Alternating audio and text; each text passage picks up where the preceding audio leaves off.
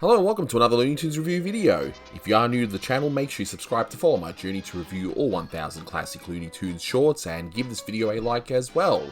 So this is a review for Scalp Trouble, released in 1939. It's the 247th in the series and it's directed by Bob Clampett. You can find this on the Porky Pig 101 DVD set in a, well, semi-restored state, but I've upscaled it to HD, which is what you'll be seeing in this review. So in case you haven't seen this one, and there's a good chance you probably haven't, it is under copyright after all, and it's seldom seen today, but all that really happens is that you have a base run by General Daffy Duck, which is quite amusing in itself, and then later on the Indians attack, and they have to defend the base.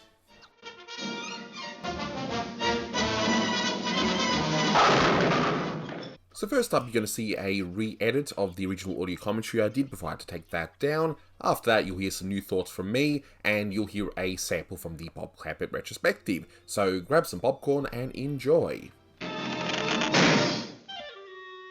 Turns out that this cartoon was remade as a cartoon called Slightly Daffy in 1944. Which I believe was actually done by Freeling instead, who would also do another remake of another Bob Clampett cartoon, but he took scenes from this, Phony Express, and Pocahontas, and that was the cartoon I saw. That was the one that made me go, oh, I know this, but why would they recut it in such a silly way? But no, it was actually officially done by Frizz, so there you go. Yeah, putting aside the stereotypes, this is actually a pretty funny cartoon. He's actually got some funny gags. He's got some interesting shots like that, for example, which I see is Bob trying to be maybe that little bit more cinematic. Because you can see him developing and trying new things with all of his shorts. But yeah, this really does take me back, especially just the design of Daffy. And speaking of designs, I mean, look at the drawing here. Just that. It's just cute. I don't know. There's something about it I liked. And I believe that some of the animation in this one is also reused from Sweet Sue, I believe, which was the Native Americans riding forward towards us. But yeah, this one here. So if that's the case, then it's interesting that you had Clampett taken from Frizz, then later on Frizz taken from Clampett. So yeah, pretty weird. Very weird. This gag here is really dark. He's just killing them in cold blood, and he's just singing 10 Little Indians, and yeah, it's very dark gag. It's probably one of the darkest Looney Tunes gags I've seen. Although I do like how he just gets up and just marks himself as gone, but anyway. Now, speaking of repeated animation, we've got one extra one here from Engine Trouble with this spitting musket, as you can see right here. And this bit appears to have been pulled from Lone Stranger and Porky, where this Indian here is trying to get up, as you can see right here. And this montage sequence appears to have been lifted from Little Beau Porky, although it's not exactly a direct lift, but it's clearly inspired by it, as you can see right here. So when you hear this quote, "Greetings, Git! Let's scalp it!" That's a reference to Jerry Colonna, who was a popular entertainer at the time, and he was in the 1951 Alice in Wonderland movie. Now this reference, I guess those living in the US would know pretty much, but for those outside the US like myself, this is a baseball reference where it's referencing the New York Yankees and the, well, at the time was Cleveland Indians, but my good friend Manny Cruz, the Toonie Tenor, he's a mad baseball fan. He's confirmed with me that they're now called the Cleveland Guardians as of 2020.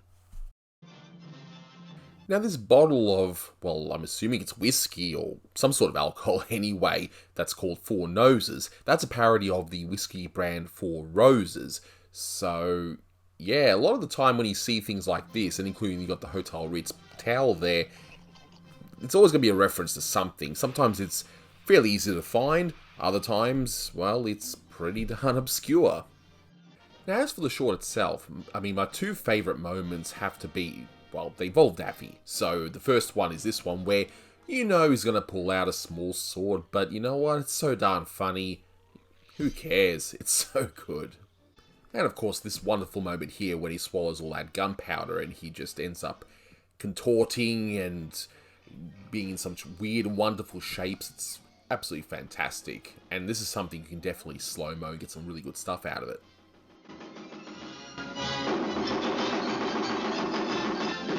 See, this frame's pretty interesting. I mean, if you look in the back, of course, you've got Petunia, which, it's a nice little touch. She'll be in a few more shorts, but it's good to see that she's referenced here along with the previous Clampett short Polar Pals.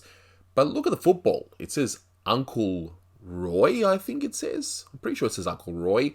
Considering that footballs are pigskins, well, yeah, that's pretty dark. It's maybe another sign that Clampett was getting sick of Porky. I don't know, but yeah, there you have it.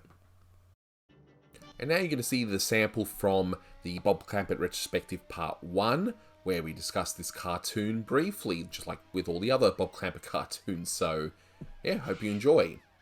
The next one is Scalp Trouble, which Friz Freleng would sort of remake. He would take parts of this and then another Tex Avery cartoon. It was a really weird patchwork cartoon, but this one, it's problematic, of course, because of its Native American depictions again, but it's got some nice stuff in it. But it does have one of the darkest jokes in Looney Tunes history, that whole the 10 Little Indians, where he's like, what is he killing Native Americans and counting them? Yeah. It's really dark. It's like, oh, okay. But in any case, Manny, what are your thoughts on Scalp Trouble? This was one of them that I saw growing up on Nickelodeon, and what I mentioned before in commentary that we did for A Feather in His Hair, it was kind of strange that as a kid, they were still showing these things well into the 1990s, and I definitely remember this one. Yeah, the Native American imagery does not age well. Some of the things that Porky was saying, using certain terms that are considered offensive. And yeah, that 10 Little Indians joke, I mean, I remember learning that song as a kid, but now every time I think of it, I think of that scene from the cartoon. And there's another one, I think Horsehair from the 60s, where Bugs Bunny does the same exact joke. But there are some parts of this cartoon that I do like. I mean, it's cool seeing Clampett starting to, form Daffy's personality. Mel Blanc sounds really funny here as Daffy. I just love the whole routine where he's like trying to get the soldiers to wake up. He stabs one of the guys in the tuchus to play the morning call for the troops. And I don't know. Again, I've said in other commentaries, my favorite Looney Tune duo always will be Porky and Daffy. And the interaction between the two of them in this cartoon is really funny, especially jumping outside. So wake up, and then he falls asleep next to Porky. And the end of that scene where Daffy's in Porky's arms, like, oh, I didn't know you cared, and it's so funny and so charming. And little bits and pieces, some of the gags are pretty funny. I had moments where I was like, that was pretty funny. And then it cuts to a stereotype and also keeps using the same, I forgot what cartoon it is. I think it might have been Sweet Sue from Freeling in 37, but they keep using that scene where the Indians are running forward and then they run through the water. And it's like 3 other shorts use that same animation. And I was like, man, they really stretched the mileage on that one. So what else can I say about this short? I mean, of course, it's problematic, which I won't get into since I've done that on numerous occasions already. But is the short any good despite that? Well, I'd say yes. This is Clampett also becoming a bit more cinematic at times, and that's no doubt due to his love of movies, radio, and so on. Thankfully, the gags are funny in this one, with all the best bits involving Porky and Daffy. I've mentioned numerous times before that I love the Porky Daffy team, and this one's no exception. And here it's amusing to see Daffy as a quote-unquote serious leader wanting to make sure that the base was well guarded, and it's good to see Porky used well here as well.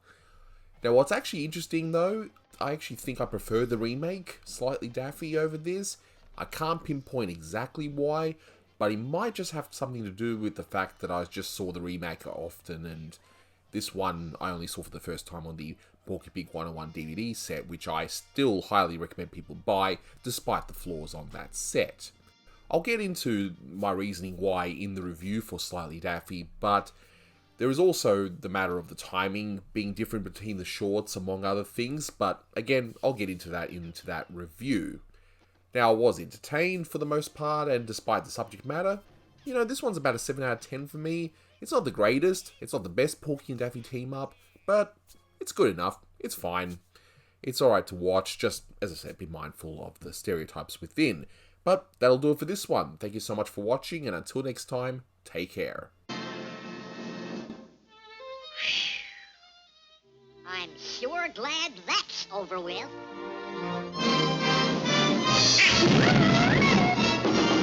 Oh.